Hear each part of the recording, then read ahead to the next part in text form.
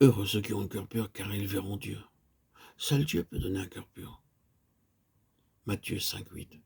Vous pouvez essayer comme vous voudrez, votre impureté intérieure ne s'en ira jamais par votre propre effort. Vous pouvez dire, je n'en regarderai plus une femme ou un homme, je n'en regarderai plus ceci ou cela, mais vous ne réussirez pas. Vos pensées s'en vont et vagabondent tout le temps. Mais par l'Écriture, nous savons qu'un cœur pur peut nous être donné. Il n'y a fait aucune différence entre nous et eux, ayant purifié leur cœur par la foi. Acte 15,9. Dieu nous donne un cœur pur. Alors que nous confessons nos péchés devant lui, aussi honteux qu'ils puissent être, aussi noirs et aussi terribles, ils sont pardonnés. En même temps, les tâches coupables sont effacées parce que chaque péché que nous commettons laisse une trace sur la conscience.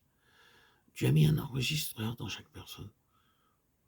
Chaque pensée, qu'elle soit bonne ou mauvaise, est enregistrée. Ce que je pense est enregistré dans ma conscience. Ce que je dis est aussi enregistré dans ma conscience. Je peux aussi la faire taire, mais le temps viendra où je commencerai à être troublé par une conscience souillée. J'ai vu beaucoup de personnes troublées sur leur lit de mort par une conscience souillée. Elles se rappelaient ce qu'elles avaient dit et fait des années auparavant. Alors elles pleuraient. Faites quelque chose, s'il vous plaît, faites quelque chose, que ce soit des œuvres, le jeûne ou la prière. Mais trop tard. Aucune de ces choses ne pouvait enlever leur tâche coupable. Elles étaient encore là.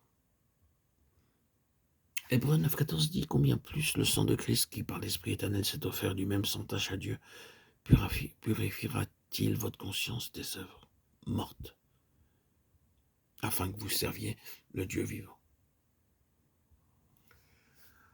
Dieu nous donne une nouvelle conscience, une bonne conscience que nous ne pouvons obtenir par nos propres efforts. Pouvez-vous dire véritablement que Dieu vous a donné une nouvelle conscience et une bonne conscience? Le Seigneur Jésus-Christ, par son précieux sang, nous donne une bonne conscience. Nous en avons la preuve par notre hardiesse à entrer dans la présence de Dieu. Supposez que vous ayez dit quelque chose de faux contre quelqu'un. C'est une chose courante, car nous continuons à bavarder et à parler. Maintenant, imaginez que la personne dont vous médisez entre alors que vous parlez d'elle. Vous ne pouvez alors pas la regarder en face. Vous agissez ainsi parce que vous êtes effrayé. Vous avez une mauvaise conscience. Pouvez-vous parler à Dieu avec une mauvaise conscience? Impossible.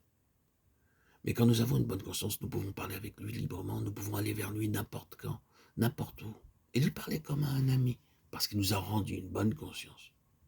Cette eau était une figure du baptême qui n'est pas la purification des souillures du corps, mais l'engagement d'une bonne conscience envers Dieu. 1 Pierre 3,21.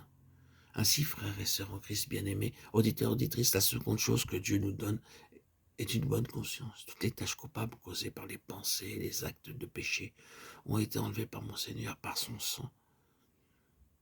La hardiesse et la liberté avec lesquelles nous entrons en sa présence en sont la preuve.